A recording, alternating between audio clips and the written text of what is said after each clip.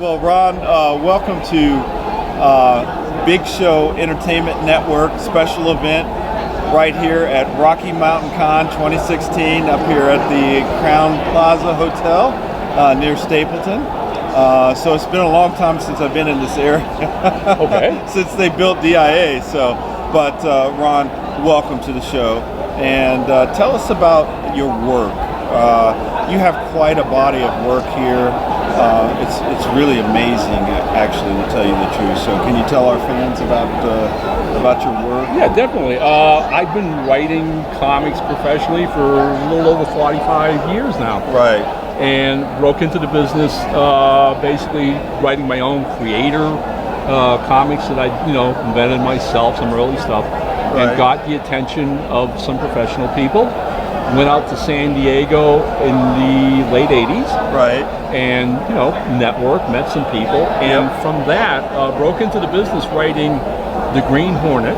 Oh, yeah, absolutely. And the Terminator comic for Now Comics out of Chicago. Wow. And that was really the beginning of my career. And again, like I said, I've been doing it for 45 years now. I've written a lot of classic characters, as the banner indicates. I mean, everything from, I've done a Rambo comic book. Right. Besides Terminator and Green Hornet, I did a Popeye comic book. I've done Peter Pan for Disney. Right. So across the wide spectrum. And that's been a lot of fun. I've enjoyed that part of my career a great deal.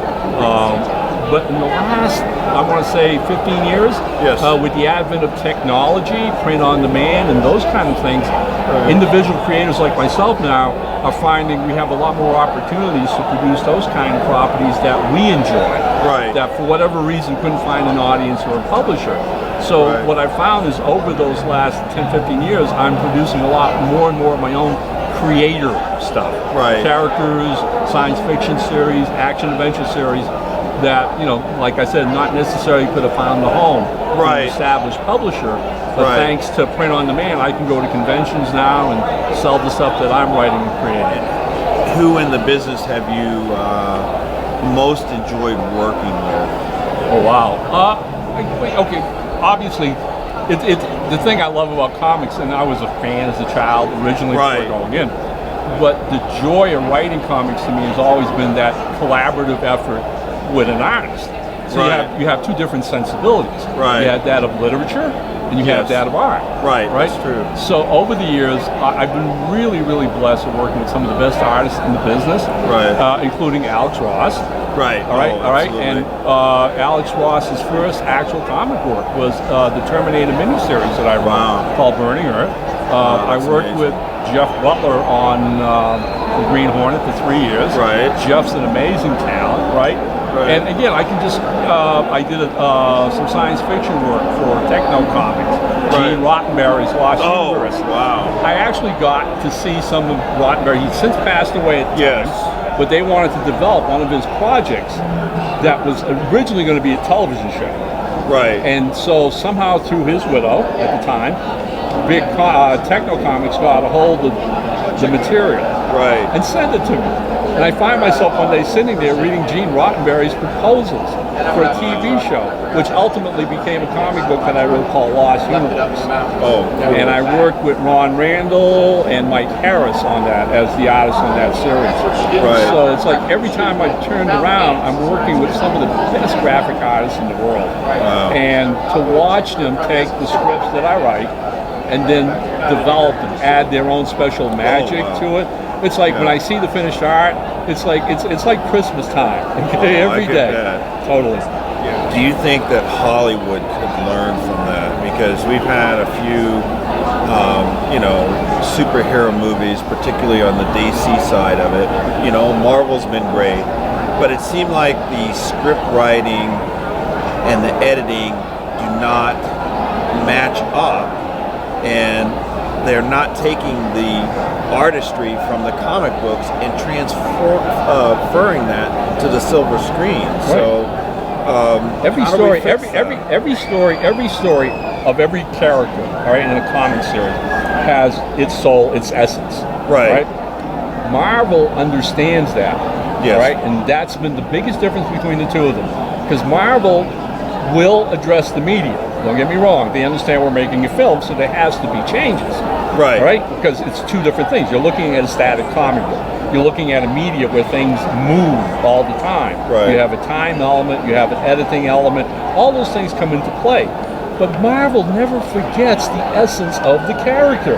All right? They don't make it heavy-handed. There's humor, there's action, there's a well blend, but always at the core, whether it's Ant-Man, whether it's the new Doctor Strange, which is magnificent, right? I mean, Iron Man. You walk out of that theater as a comic fan going, that's the comic I read.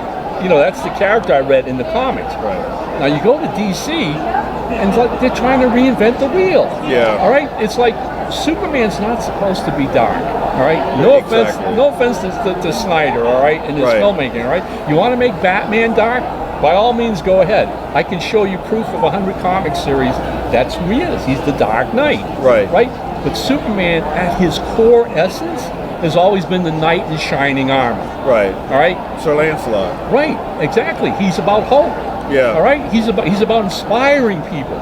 Yeah. You go see Batman versus Superman, and he's as gritty and dark as Batman. Yeah. Okay. That's not the character. They've tried to reinvent the wheel, and they're always going to go off track when they do that. Right. DC just wants to keep messing with something that isn't broken. Yeah, and I agree. I've said that many times, and I've criticized them many times. And that's where the motto for Super Dave Reigns and the Big Show came from. It was out of a rant. Okay, good for you. you. And I told him, I said, you guys may you may make the movies, you may own the rights to the characters, but it's the fans that own the love. And you're doing us a great disservice when you screw up these characters that are beautiful characters that have been around for a long time. You have to question the logic of it, all right? Right. If you're going to change the character so drastically, right, why not create your own character? Yeah, I agree. All right? I mean, you're just sticking on the name, but it's not the character that we grew up with reading and loving.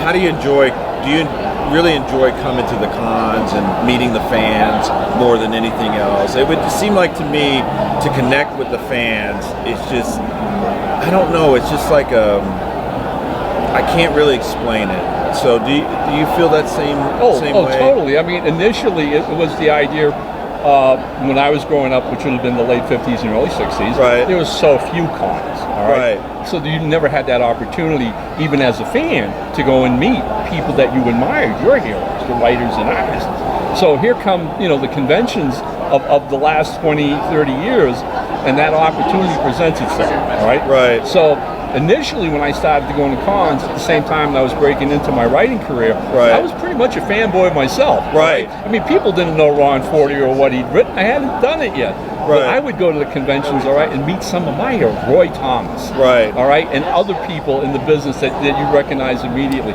Forrest J. Ackerman, who did Famous Monsters of Finland. Getting to shake his hand was just such a joy for me, you can't believe.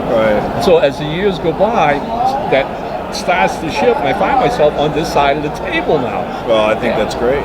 And fans come up and talk to us. Believe me, any kind of creative effort, whether you're the writer or the artist, is a solitary affair. You sit in your office and you create, all right? Coming here and interacting with the fans is what this is all about. All right? I mean, honestly, I leave conventions so buoyed, so charged up, I can't wait to get back to the PC. All right? These fans will come up and even being critical, all right, and getting into discussions with you. It all comes from their heart. They're telling you the truth. All right? They're saying, thank you. I love this. This was great. It's a humbling effect, believe me, all right? It really is. I've met so many fans over the years who oh God, I read your Green Hornets when I was a teenager, right? I met a young man, a Marine, just got out of the Marines, a patriot, a real great guy at a convention recently. Comes over to shake my hands, right? And so the first comic book my father ever gave me was a Green Hornet comic book. Wow, so I've waited that's awesome. years to meet you, and thank you for that, because it brought me so much entertainment and joy. You're humble. You're just bloody humble. Okay. Conventions are great.